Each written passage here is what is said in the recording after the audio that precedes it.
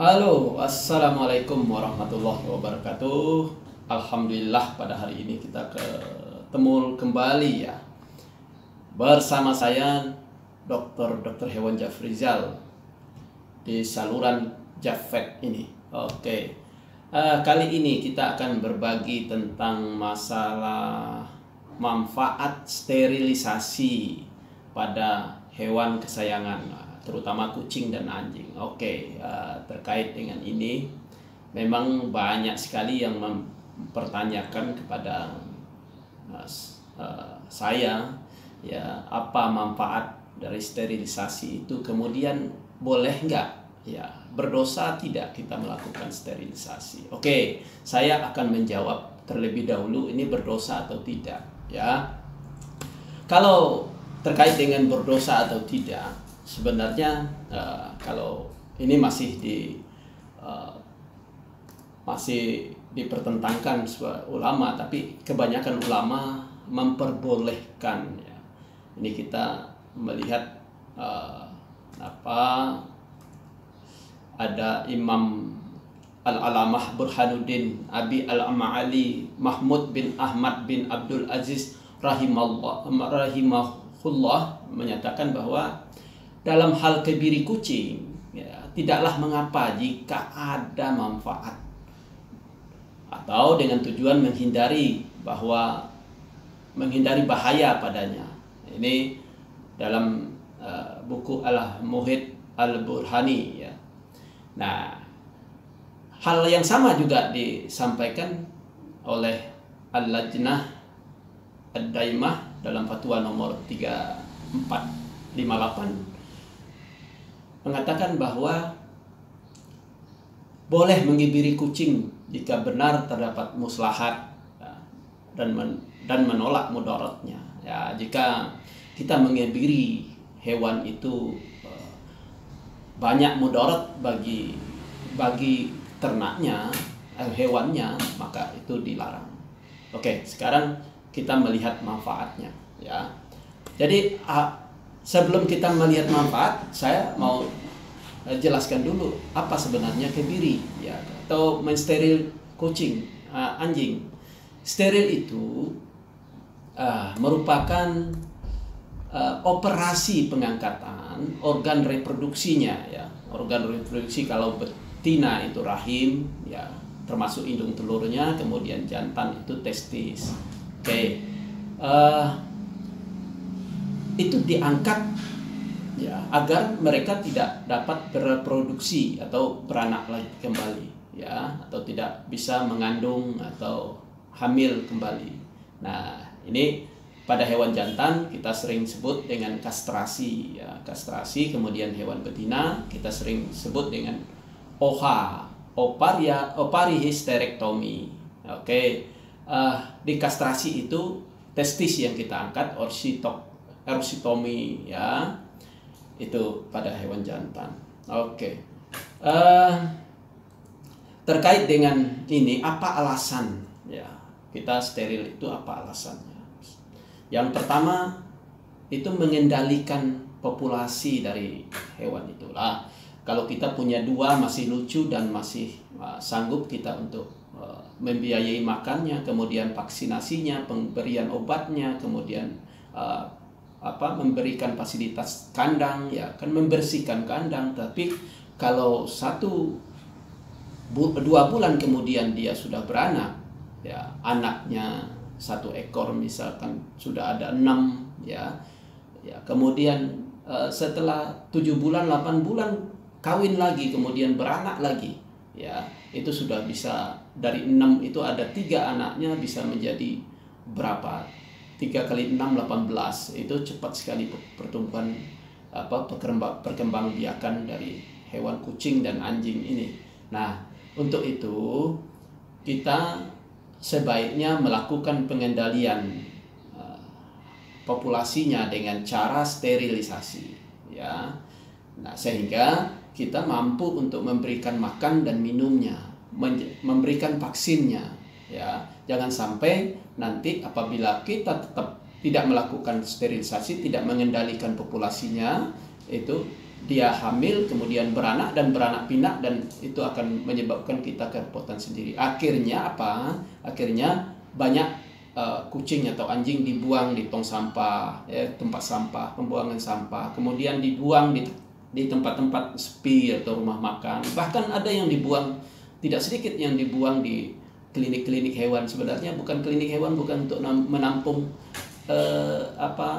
menampung hewan ya, itu menampung untuk mengobati hewan ya, untuk merawat hewan kalau sakit, bukan untuk menampung hewan yang tidak diperlukan lagi oleh pemilik ya. Oke. Dengan alasan itu ya, satu, dia kalau kita sterilisasi dapat memperpanjang umur. Kenapa bisa memperpanjang umur?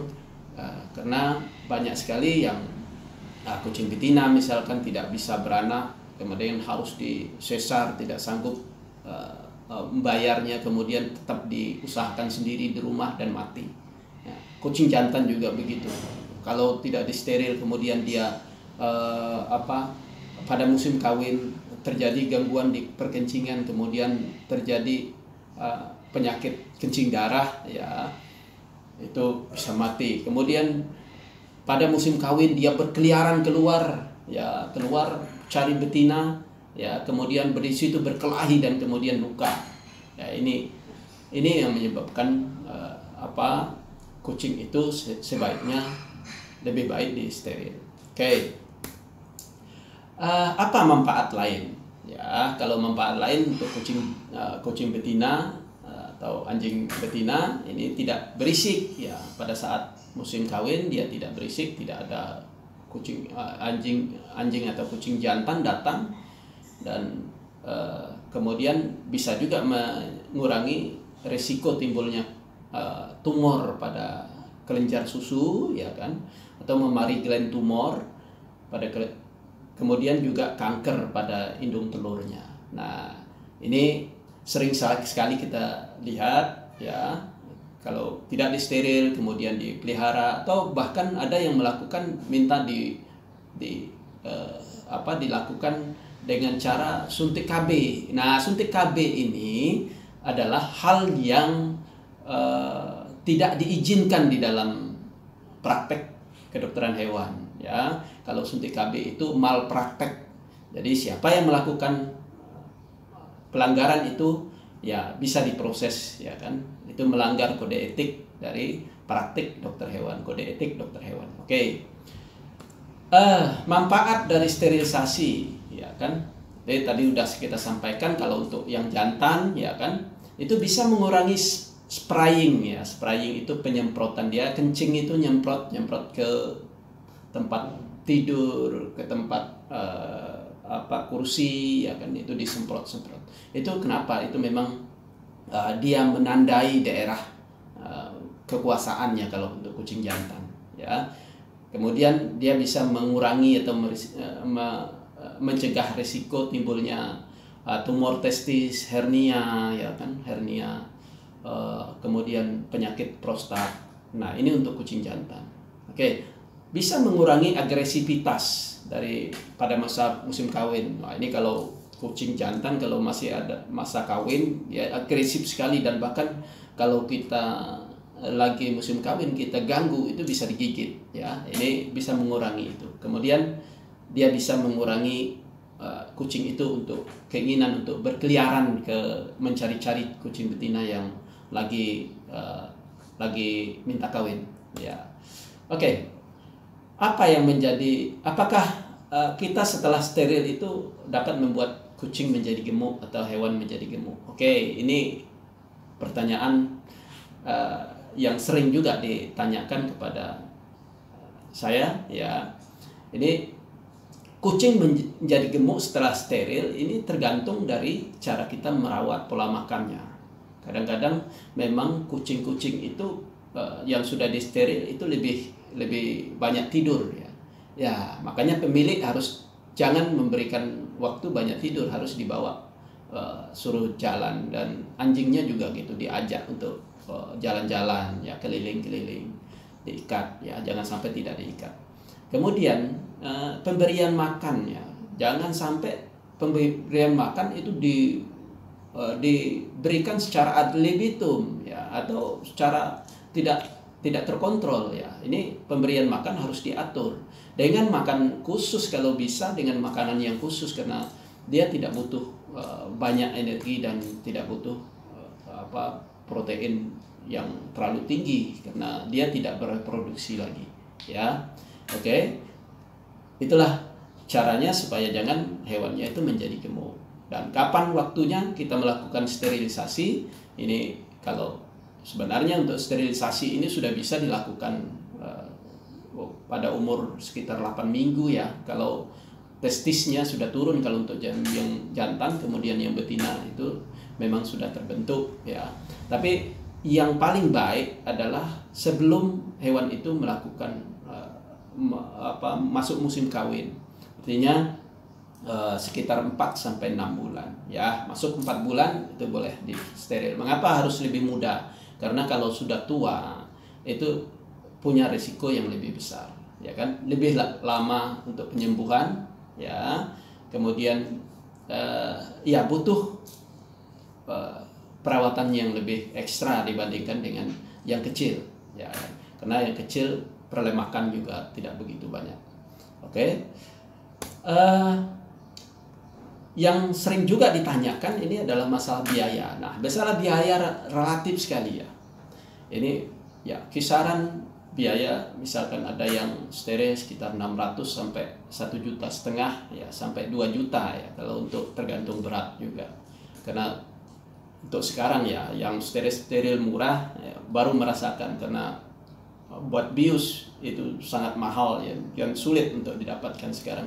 Sekarang untuk aturan-aturan penggunaan obat-obat keras itu tidak bisa sembarangan lagi ya, dia udah diatur oleh pemerintah, dan apabila tidak ya sesuai dengan itu akan berurusan dengan masalah hukum ya, pidana.